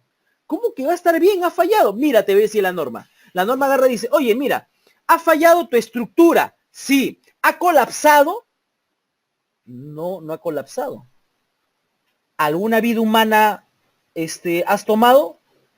Sé que hay algunos heridos, pero no hay vida. Las vidas humanas están todas completas. Así es. No podría decir continuidad de servicios básicos, porque eso es en forma general. Y acá dice, he minimizado los daños de la propiedad y en el principio de diseño sismorresistente dice que puede fallar la estructura y no debe colapsar. Hemos cumplido con los principios y hemos cumplido con la filosofía. ¿Y por qué ha fallado? Porque en realidad yo te di una fuerza de 100 toneladas, pero ha venido con 800 toneladas. ¿Y por qué me das de 100 toneladas cuando va a venir de 800 toneladas? Porque si no tu columna, esa bonita de 25 por 25 que le pusiste 4 fierritos de media con estribos hasta de un cuarto, 1 a 5, 5 a 10 y todo lo que tú colocas, eso de ahí seguramente te hubiera salido una columna de 40 por 40 con fierros de 3 cuartos, con estribos de 3 octavos, y te apuesto que no lo construía. O nadie lo iba a construir. Se iba a comportar como si fuera un búnker. Pero se acepta que no es viable económicamente hablando, ni es viable técnicamente hablando, dice la norma. Entonces, uno agarra y reduce la fuerza sísmica para hacerte incursionar en el intervalo de comportamiento inelástico, para poderte hacerte que falles, pero lo controla. Dice, oye, sigue todos estos lineamientos, porque con todos estos lineamientos vas a fallar, pero no vas a colapsar. No colapsas, no hay ninguna vida humana que tomes. Entonces estarías cumpliendo con el diseño sismorresistente. ¿Estamos claros hasta ahí? Primero, con lo que les acabo de explicar, ¿estamos claros con esto de ahí? Lo primero, y ahorita me pongo a leer sus consultas. ¿Estamos bien? ¿Estamos claros con eso? ¿Sí? Perfecto. Ahora sí, vamos con sus consultas. William dice, entonces, ¿hay incertidumbre en la norma? Sí, definitivamente sí hay incertidumbre. O sea, todo lo que hacemos es probabilístico. Puede venir un sismo de mayor periodo del cual se ha diseñado la norma y, o sea, la estructura sí puede colapsar. O sea, lo que nosotros tenemos es un cierto nivel de sismo que nos lo da los geofísicos, los geotecnistas, para una cierta probabilidad. Ese es un peligro sísmico, un peligro probabilístico, un estudio de peligro sísmico probabilístico, porque lo hacemos con una cierta probabilidad. Son 50 años de periodo de retorno con una excedencia, o que se puede exceder con una probabilidad del 10%, o lo mismo que decir que tengo un periodo de retorno de 475 años. Ese es el sismo severo que nosotros tenemos. Pero viene un sismo mayor de este, y no es, ¿no? No es. En cuanto a los daños, sí, así es. No, con estas metodologías no pudiéramos decir, se va a fallar la columna acá, va a fallar exactamente acá, va a fallar por corte y va a fallar a flexión como a unos 20 centímetros más abajo de la... No, no podemos decir eso. No pudiéramos determinar en un análisis elástico lineal. Solamente lo que hacemos es seguir los lineamientos de la norma para poder justamente esto, o sea, que no colapse nada más. Pero exactamente tienes que hacer un análisis no lineal. Tienes que hacer un análisis no lineal. Y las estructuras importantes o esenciales. Las estructuras importantes o esenciales, ahí hay un poco de... entre una y otra cosa, vamos a ver. Las estructuras importantes o esenciales, en realidad lo que hacemos en nuestra norma es cambiar el nivel de sismo. Eso cuando hagamos el SUX se los voy a explicar. Pero en realidad lo que terminamos haciendo es cambiar el nivel de sismo. Y el cambiar el nivel de sismo, en realidad sigo cumpliendo la filosofía de diseño sismo resistente, solamente que para un sismo más fuerte. Ya no de 475 años, sino para de 975 años o de repente de 2500 años. Obviamente estos de acá son sismos bastante fuertes, pero sigo cumpliendo la filosofía de diseño sismo resistente, solamente que mi sismo ya no es el sismo severo de 475 años. El sismo severo es equivalente en los niveles de sismo para diseño por desempeño, es un sismo raro. Ya lo subiría de repente a un sismo muy raro, o de repente a un sismo máximo esperado, ¿no? Que es el de 2500 años, que lo maneja así la ACE, ¿no? Alex pregunta, cuando no se reduce el SUX, te encuentras en un rango elástico. Así es, Alex, así es. El SUX, lo que estás haciendo es darle la aceleración de la estructura. O sea, tú estás acelerando la estructura, o estás obteniendo la aceleración en la estructura, porque con la aceleración y la masa, lo que tengo es la fuerza en la estructura. Y con la fuerza en la estructura, lo que puedo obtener es el análisis estructural que nosotros conocemos. Y yo estaría en un intervalo de comportamiento inelástico. Pero, Alex, estarías para ese Z, ese ZG, que vendría a ser el 0,45, que vendría a ser 450 gal, por ejemplo, es para un sismo de 475 años. O sea, sería un intervalo de comportamiento elástico para el nivel de sismo que tú le estás dando. Si viene un sismo mayor de este, no necesariamente estás en un intervalo de comportamiento elástico. O sea, para un R igual a 1. aún las estructuras pudieran, Alex, comportarse de repente elásticamente o lineal, inclusive para un R igual a 2 o un R igual a 3. ¿Por qué?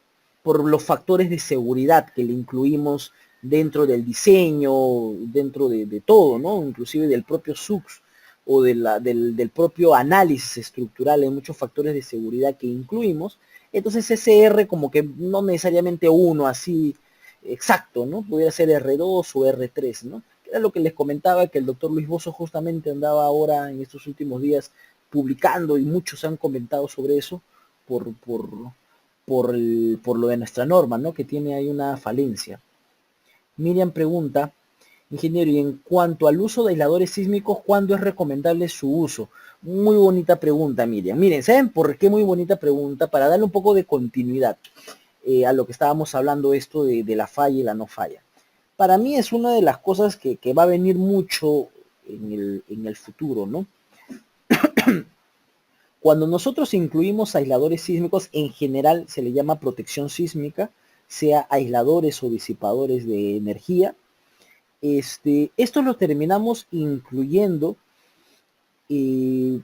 para poder reducir la demanda sísmica de nuestras estructuras, y esta reducción de energía en nuestras estructuras se lo doy a alguien. ¿A quién se lo doy? Se lo doy al aislador, o se lo doy al disipador de energía, o a algún otro, porque puedo yo generar cualquier sistema de protección sísmica.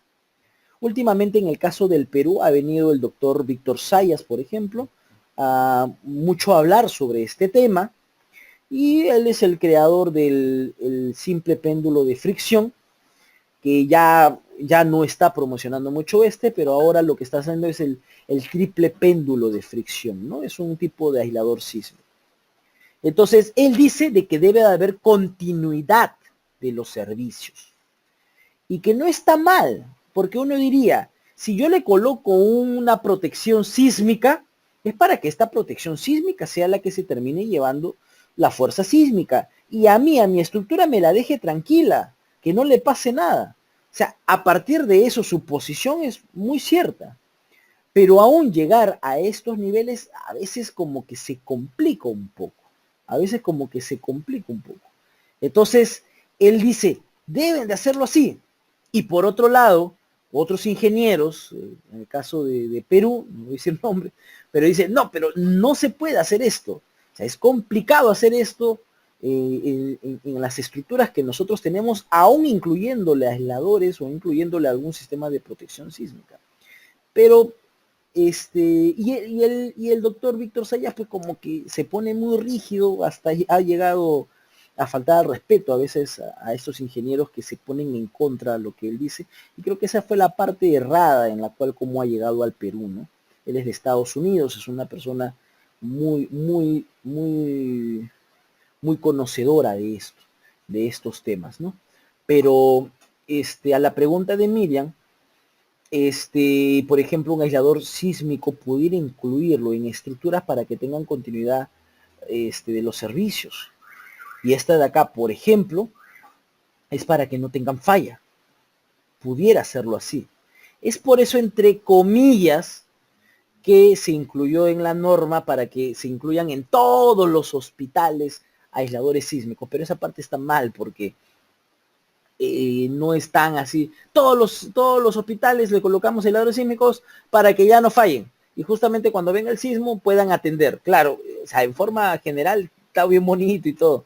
Pero un aislador sísmico pudiera ser contrario, porque pudiera tener una zona en un suelo blando donde las frecuencias son bajas, los periodos de vibraciones son altos. Entonces, al contrario, pudiera ser de que en vez de reducir la demanda, pudiera estar aumentando la demanda. Entonces, tengo que tener mucho cuidado con eso. Pudiera tener estructuras de más de 20 pisos, 30 pisos, 40 pisos, y estas estructuras ya tienen una demanda baja porque tienen un periodo muy alto. Al final, un aislador sísmico lo que hace es reducirte el periodo del sistema aislador estructura, no de la estructura, sino del sistema aislador estructura. Entonces, al reducir el periodo, aumentar el periodo, lo que hace es reducir la demanda sísmica. Entonces, en estas estructuras altas, pues no necesitaría, aunque en algún momento en la UNI se hizo el primer Congreso Nacional de Ingeniería Estructural, yo estuve de moderador en una mesa de debate que estuvo el doctor Sayas, el ingeniero Ricardo Proaño, y estuvo un representante del ingeniero Alejandro Muñoz, y una de las preguntas que hicimos, me acuerdo, fue para esto de edificaciones de gran altura, y él agarró y comentó el contenido arquitectónico. Este te ayuda para el contenido arquitectónico a pesar que no te ayude para otros, ¿no? Y yo ayudé en una tesis y justamente vimos que para estructuras altas, obviamente ya muchas de las fuerzas internas de las respuestas no te las reducía, pero sí habían algunas que aún seguía reduciendo. Entonces, hay un tema de investigación ahí, ¿no? Hay un tema de investigación ahí. William por ahí pregunta, dice, ¿cómo incrementamos el sismo de diseño a un sismo muy raro? ¿Le dirías tú al geotecnista o al geofísico que te lo dé para ese nivel de sismo? No es tan fácil como aumentarle. Eso se debería encargar el ingeniero geotécnico geofísico. Y tú le dices, oye, dame el sismo, no para el severo, o no para el raro, o para el de diseño de mi norma. Dámelo para uno muy raro, ¿ok? No te preocupes, y te da la aceleración. Por ejemplo, el Z ya no será 0.45G. De repente esa agarra y es 0.50, 0.60G. O sea, él te lo da. Nosotros sí lo aumentamos, William. Y eso se los voy a decir más adelante cómo lo aumentamos, pero de una manera muy práctica, ¿ya? Eso se lo voy a decir más adelante. Miriam dice, en cuanto a las derivas y desplazamientos, ¿te referías tú a los aisladores? En general reduce, pero los aisladores comúnmente es para estructuras de periodos bajos. Si es para estructuras de periodos bajos, los desplazamientos de por sí ya son bajos. Y los disipadores, por lo contrario, son para aquellos que tengan mucho desplazamiento, controlan el desplazamiento, ¿no? Un disipador, por ejemplo. Alex pregunta, cuando se realiza el análisis lineal incursionando en el rango inelástico, de acuerdo a los lineamientos de la norma, se tiene que la fuerza en el rango inelástico es menor que el rango elástico. Y cuando se hace el análisis estático no lineal, en la curva de capacidad se observa que la fuerza es mucho mayor en el rango inelástico que en el rango elástico. ¿Cuál es la consulta, Alex? Cuando se realiza el análisis lineal, incursionando en el rango inelástico, de acuerdo al lineamiento ya, o sea, la metodología de la norma, se tiene que la fuerza en el rango inelástico es menor, así es menor, porque tú haces el análisis y la fuerza real que viene es mayor y hace que falle tus elementos, ¿ya? Es menor que el rango ya. Y cuando se hace el análisis estático no lineal, pues Schober, en la curva de capacidad se observa que la fuerza es mucho mayor en el rango inelástico que en el rango. Así es como si fuera una interpretación. Creo que es un comentario general, ¿no, Alex? De lo que sucede, ¿no? Del análisis no lineal. Así es. Un poco lo que está comentando Alex es de esto lo puedes verificar en un análisis no lineal, como estas fuerzas terminan siendo mayores en las estructuras. En la propia material se puede hacer, ni siquiera para poder hacer un análisis estático no lineal. El F'C, por ejemplo, del concreto es 210, pero cuando haces un elemento confinado, por ejemplo, aquellos elementos de concreto armado que están dentro de los estribos, el área, la región que está dentro del estribo, es un concreto confinado y tiene una mayor ductilidad y una mayor resistencia. Entonces esta mayor ductilidad y esta mayor resistencia en realidad no es 210, puede llegar a 300, 350 y hasta a veces un poco más, ¿no? Desde ahí ya puedes ver de que es mayor, ¿no? Desde el material. No debería ser siempre que la fuerza en el rango inelástico sea mayor que en el rango elástico, claro. A ver, la pregunta era al revés. Y cuando es en la curva de capacidad se ve que la fuerza es mucho mayor en el rango inelástico que en el rango elástico. Sí, así es. Justamente lo que terminas haciendo es aumentando. Lo que pasa es que la norma es una metodología. La norma lo que hace es, no te da, no haces, muy bien Alex, Es un poco de la duda. Es que en la norma no haces un análisis inelástico. En la norma dice, la norma tenemos que tenerlo en cuenta que es una metodología. Si yo digo la cortante, yo digo el desplazamiento, entonces lo que tendré es algo como esto. Si yo hago un análisis elástico lineal, este de acá será un sux, como tú dices. ¿Sí? Por el peso, ¿no? Este será elástico. ¿Estamos bien?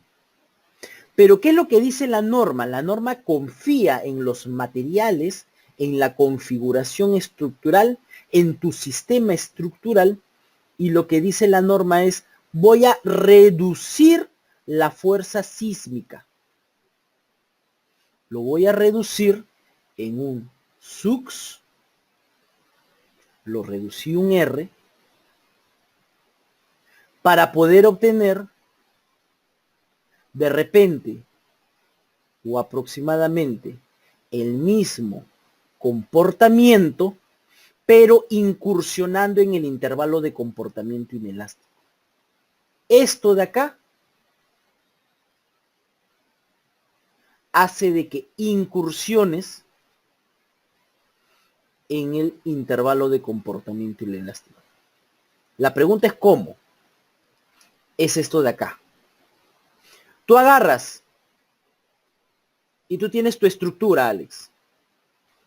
Entonces yo lo que les dije, agarro y le pongo una fuercita de 100 toneladas, así, a secas, así, de manera tosca, ¿ya? 100 toneladas. ¿Qué sucederá? Que, por ejemplo, este elemento de acá tendrá un momento último, un momento máximo, de repente, no sé, pues, de 20 toneladas metro. Entonces tú agarras y dices, y una cortante, no sé, pues, de 20 toneladas. Y entonces, vamos a ponerle que sea una viguita. Y entonces agarras y tú con todo tu diseño que tú conoces, agarras y diseñas el elemento,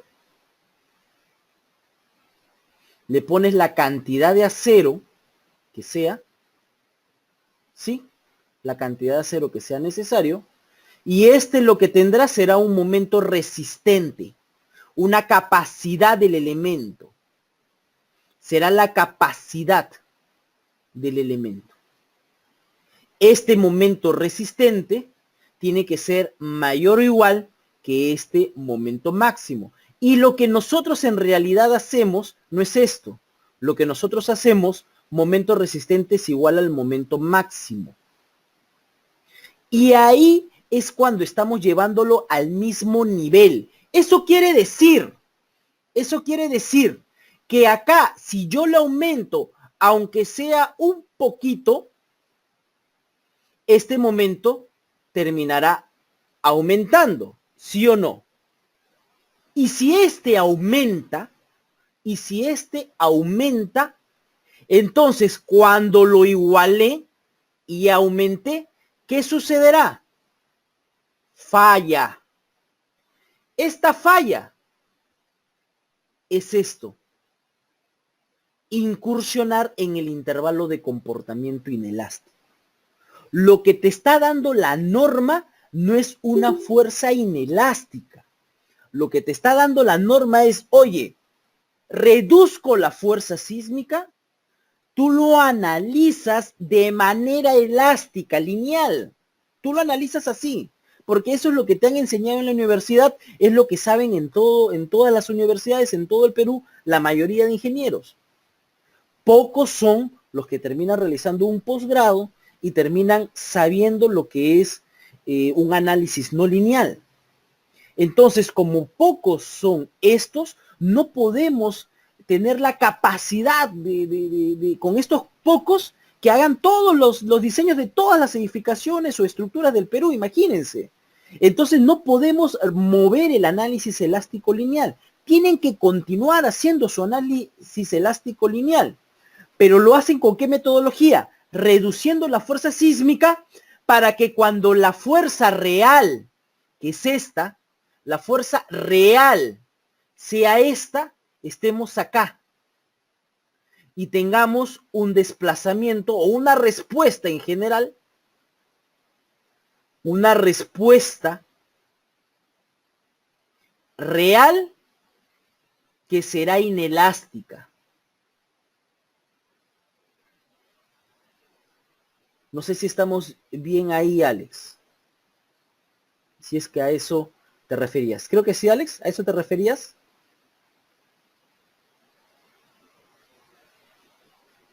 Entonces, yo creo que lo podemos entender así, que lo que hace nuestra norma es la metodología para que todos en el Perú, todos en varios países, aún sigan haciendo análisis lineales elásticos.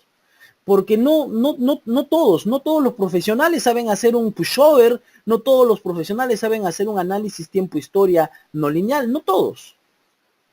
Entonces, justamente era lo que les comentaba que decía el doctor Piqué. Él decía, la norma tiene que ser sencilla para que llegue a todos los rincones del Perú y todos la apliquen.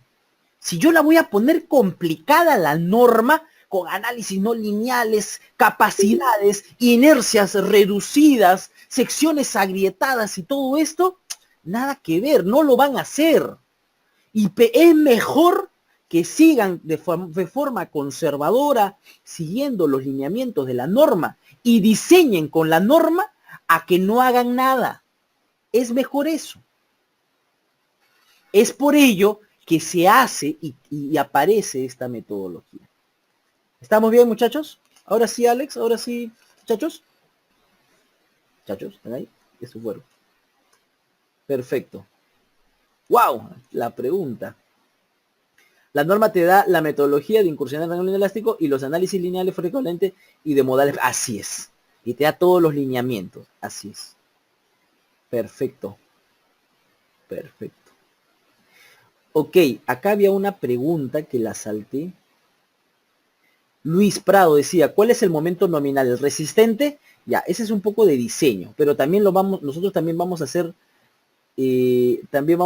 la, en el LRFD que se usa en concreto, en este caso no ha cambiado, pero el momento resistente es igual a phi por el momento nominal. Este momento nominal es que sale directamente de la sección de una estructura, Luis. Y el phi es un factor de seguridad dependiendo del tipo de esfuerzo o tipo de fuerza que estás tú generando, ¿no? Si es flexión, si es corte, si es torsión, a qué tipo estás haciendo, ¿no? El momento nominal es la capacidad de la estructura hacia secas, frío. El phi es un factor de reducción que se le hace a esta capacidad. Si hago, por ejemplo, un ensayo de laboratorio, no voy a aplicarle un phi. ¿Por qué? Porque el nominal es el valor que tiene el elemento, la estructura. Y bueno, en este caso el elemento, la sección, ¿no? El phi es el factor de seguridad para diseñar, porque nosotros diseñamos el método del RFD es con estos factores de reducción y con aumentos de factores, o sea, con factores de amplificación en la carga, en la demanda, factores de amplificación y en la capacidad, factores de reducción. Esa es la metodología del LRFD, pero lo vamos a ver también, Luis, eso de ahí. ¿Estamos claros, muchachos, ahora sí? Muchachos, sí, perfecto.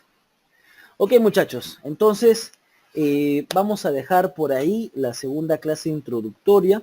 Ahora sí, el día lunes, creo que ya tenemos varias cositas. De todas maneras, lo voy a volver a comentar, muchachos.